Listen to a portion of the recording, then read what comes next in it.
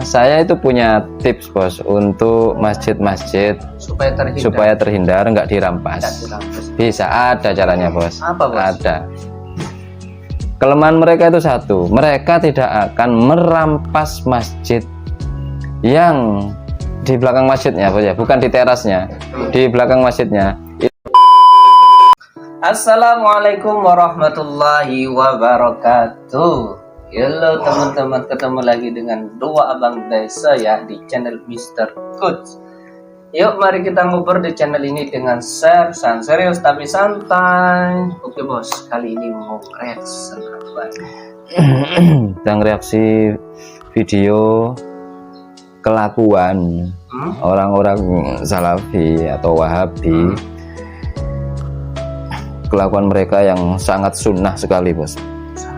Ya, sangat sesuai dengan sunnah. Nah, ini perbuatan ini kalau nggak ajaran bos, kayaknya susah bos. Ini kayaknya ajaran bos. Ini kayaknya ajaran bos, ajaran. Soalnya kejadian kayak gini kalau perorangan langsung sporadis dia bergerak sendiri bos, sporadis ya, secara sporadis nggak mungkin kayaknya. Kalau tidak dari sistem. Ini pasti sistem. Ada sistem. Iya, ada sistem. Sistem itu berarti dari ajaran bos. Seperti apa kelakuan mereka yang kayak ajaran yang tersistem ini? Ini perlu diwaspadai juga bagi umat muslim, khususnya Aswaja bos, Ahlussunnah wal Jamaah bos ya, harus lebih waspada juga bos ya. Seperti apa? Kita lihat. Saya punya masjid namanya Masjid Husnul Khotimah di Pondok Jaya sini Mampang. Karena saya sering keliling Indonesia, saya jarang khutbah di masjid saya. Satu Jumat saya khutbah di situ, sudah dengar itu. Saya lihat pengurusnya beda semua. Ini kamu siapa? Saya bilang. Oh saya ini Pak Haji, ini jenggotnya panjang-panjang, celananya cingkrang-cingkrang. Kamu siapa? Saya bilang. Saya ini, mana pengurus lama? Oh pengurus lama nggak ada, bla bla bla bla bla. Rupanya ritual keagamaan Jumat sudah berubah semua. Jadi pengurus Masjid Husnul Khotimah sudah digusur sama ini orang-orang Radio Roja. Kalau Bang Haji Romai Rama sudah menyebut Radio Roja ya. Radio Roja kalau nggak salah di Bekasi kayak. Bekasi itu memang radionya orang-orang Salafi. Yang isi desanya ya kalau ya orang Salafi ya, itu berarti ya fix ya ini Salafi ya, karena beliau menyebutkan orang-orang Radio Roja. Oke, besoknya saya telepon Al-Maghfurullah Kiai Haji Hashim Muzadi. Tahu? Beliau saat itu sebagai Ketua Umum Nahdlatul Ulama. Berarti kejadiannya ini lama bos ya? Iya, sudah lama. Waktu Kiai Hashim Muzadi menjadi Ketua Umum PBNU. Setelah Gus Dur berarti bos ya? Iya. Oke. Kiai, ada nggak masjid NU yang diambil oleh orang-orang Wahabi ini? Masjid saya diambil Kiai. Ada Bang Haji, di sini satu, sini satu, sini satu. Wah, itu waspada ternyata. Banyak sudah tersistem. Ini kalau nggak sistem, kalau nggak ajaran, nggak mungkin mereka bergerak. Ini ada ajarannya, ada sistemnya, atau mungkin afiliasi bos. Siapa yang mendapatkan satu masjid, bonusnya sekian. Bisa jadi itu bos, bisa jadi. Makanya sekarang di masjid-masjid kan langsung dikasih stiker bos. Masjid ini dikelola oleh Jamiah Nahdlatul Ulama. Itu sekarang kan sudah antisipasi, langsung dikasih stiker kayak gitu. Ini loh kelakuan mereka kayak gini. Kelakuan ini fakta ini. Ini. Oh kalau Eri Pras, kalau Eri Pras tahu ini pasti masih dibela sama Eri Pras, ya kan? Banyak masjid-masjid gitu. Salah satunya masjidnya Bang Haji Romai Rahma jadi korban juga bos ya. Lanjut bos. Setelah itu saya telepon Profesor Din Syamsuddin. Beliau pimpinan pengurus besar Muhammadiyah. Oh, Pas waktu setelah beliau telepon Kiai Hasyim Muzadi, ketua umum PBNU dulu, kemudian beliau menelpon menelpon ketua Bapak Din Syamsuddin, ketua Muhammadiyah, Bos. Saat itu, Prof, ada nggak masjid Muhammadiyah yang diambil Wahabi? Ada Bang Haji, bahkan satu rumah sakit, satu sekolah saya dikuasai Wahabi. Oh, ya Allah. itu tuh. Tidak hanya masjid, rumah sakit, Rumah sekolah. sakit, sekolah, Aduh. diambil alih. Makanya hati-hati teman-teman. Mereka itu bungkusnya saja sunnah, bungkusnya aja sunnah, Quran hadis. Kelakuannya merampok, itu loh, perampok mereka itu.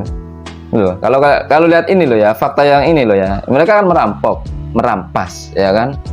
Bukan hanya merampas masjid, rumah sakit, sekolah, Sekolah bisa. tuh. Nah. Aduh. Saya telepon lagi Profesor Tarmizi Tahir. Beliau adalah Ketua Dewan Masjid Indonesia saat itu sebelum Yusuf Kala. Prof, ada dengar nggak keresahan umat? Ada kelompok orang baru ini tiba-tiba membidah-bidah yang nggak tahu dari mana nongolnya ini, ngambilin masjid orang. Anda dengar nggak, Prof? Saya bilang, iya, saya dengar Bang Haji, ada keresahan itu. Saya telepon Habib Rizik Syihab saat itu. Beb, dengar ada orang ngambilin masjid nggak? Saya dengar. Saya telepon Zainuddin MZ almarhum. Kiai, ada dengar nggak ada orang ngambilin masjid? Iya Bang Haji, ini waduh, ini kurang ajar nih, meresahkan ini. Nah itu loh teman-teman. Kelakuan mereka itu dari awal yang dikenalkan sama masyarakat Indonesia, sama umat muslim Indonesia itu memang kurang baik. Terus ya, profil yang ditampilkan di awal, mukaddimahnya itu sudah buruk. Itu dulu itu sudah berani mengambil masjid, merambah. Mereka itu kayak parasit. Iya, kayak parasit, bukan paracetamol tapi parasit, ya kan? Kayak benalu. Begitulah saat itu terjadi. Pengambil alihan pengurus masjid begitu masif. Akhirnya kita sepakat mendirikan forum silaturahmi takmir masjid dan musola Indonesia. Tujuannya untuk menjaga masjid-masjid yang khususnya beral-aqsunnah wal jamaah, berorientasi kepada madzhabul arba'ah, untuk tidak dirampas oleh teman-teman kita dari Wahabi. Paham? Paham? Kenapa saya harus nyatakan ini? Ini bahaya. Nah itu teman-teman ya. Dan di NU itu sudah jadi sorotan NU, Bos. Sudah dipasang stiker, Bos, di masjid-masjid. Sebenarnya saya itu punya tips, Bos, untuk masjid-masjid supaya terhindar nggak dirampas. Bisa, ada caranya, Bos. Apa, Bos? Ada. Kelemahan mereka itu satu, mereka tidak akan merampas masjid yang di belakang masjidnya, Bos, ya, bukan di terasnya, di belakang masjidnya itu ada makam. Mereka nggak akan merampas masjid itu. Oh iya. Mereka nggak mau sudah. Kalau masjid di belakang, Ya, di belakangnya bukan atau sampingnya, Bos, gitu. Terutama di belakangnya, Bos. Kalau di sampingnya masih berani mereka, Bos.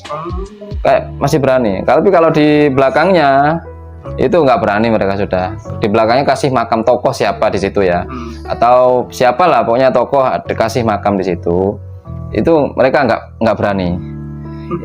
Tapi ini juga nasihat juga untuk kaum muslimin khususnya Ahlussunnah wal Jamaah. Mereka itu memang memantau, Bos, memantau masjid-masjid yang sepi, Bos. Ya, yang sepi dari jamaah. Ini memang koreksi ya, koreksi juga untuk kita Ahlussunnah wal Jamaah. Jangan sampai masjid itu sepi, apalagi ditelantarkan. Nah, itu mereka mantau itu. Jika adanya sepi sudah tinggal 2 marbot di masjid itu. Setiap hari yang jamaah ya 2 marbot ini. Yang adzan 2 marbot ini 1, 2 itu saja yang aktif. Nah itu akan dimasuki oleh mereka, dimasuki kemudian disugesti, dirampas secara berlahan gitu. Itu kalau masjid yang memang ditelantarkan dan tidak ada makamnya. Tapi kalau di belakang masjid itu ada makamnya, saya berani jamin mereka nggak akan mau ngerampas. Soalnya apa? Mereka itu berkeyakinan takut karena akidah mereka itu gampang goyah ya. Ada makamnya aja mereka sudah takut menyembah makam itu loh. Orang Islam bodoh yang mana yang mau menyembah makam ya kan? Namanya makam ya nggak mungkin lah kita menyembah makam ya. Walaupun di belakang masjid ada makam, nggak mungkin kita menyembah makam, bos. Itu bos. Itu komposisi agar masjid tidak dirampas oleh Salafi, Wahabi. Intinya yang pertama satu harus ada makamnya. Ada makam dan makam ya ada makam. Kemudian nomor dua tidak ditelantarkan. Jangan ditelantarkan, harus aktif di situ. Masjid itu ramaikan lah, remaja masjidnya harus aktif juga, itu bos. Kemudian yang ada dermawan di situ, oke lah, dihidupkan, ngasih apa-apa biar rame masjidnya, bos ya. Dan jangan asal-asal bangun masjid kalau jamaahnya nggak ada istiqomah, itu loh. Sekarang kan fenomena kayak gitu, bos. Dikit-dikit bangun masjid dia, dikit-dikit bangun masjid dianya, padahal nggak ada kebutuhan di situ. Kan banyak masjid-masjid yang terlantarkan, bos, nggak terawat, bos, banyak. Kenapa? Asal bangun masjid, padahal nggak ada masyarakat yang istiqomah ke masjid nggak ada, gitu loh, bos. Kayak gitu, ya bagus juga, nggak ada salahnya juga. Cuma kan alangkah baiknya jika membangun masjid, memang di situ ada penduduk yang istiqomah, yang mukim, gitu, bos. Kayak gitu. Memang dibutuhkan di masyarakat. Satu lagi untuk yang makam di masjid.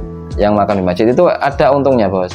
Ada jika makam itu seorang tokoh ya, umpamanya siapapun, tokoh nggak begitu terkenal pun, bos, taruh di situlah. Tokoh masyarakat. Tokoh masyarakat di situ. Itu nggak terlihat serem lagi. Beda dengan yang makam yang dimakamkan di pemakaman umum. Pasti orang lewat situ agak ngeri. Tapi kalau makam di samping masjid atau di depan masjid itu sudah hilang, sudah aura serem itu sudah hilang, gitu loh. Makanya ada baiknya juga naruh makam di belakang masjid itu, bos. Apalagi tokoh, insya Allah banyak yang mendoakan, bos. Itu tetap ada. Atau paling enggak yang mewakafkan masjid itu taruh di situ, kayak gitu. Paling enggak yang mewakafkan lah, bos ya, yang mewakafkan masjid itu taruh di situ, bos. Paling enggak ada yang mendoakan lah ya. Ini loh yang mewakafkan masjid, kita doakan ya, bos, biar diampuni dosa-dosanya, kayak gitu. Jadi aura seremnya itu hilang jika makam itu di belakangnya masjid, bos.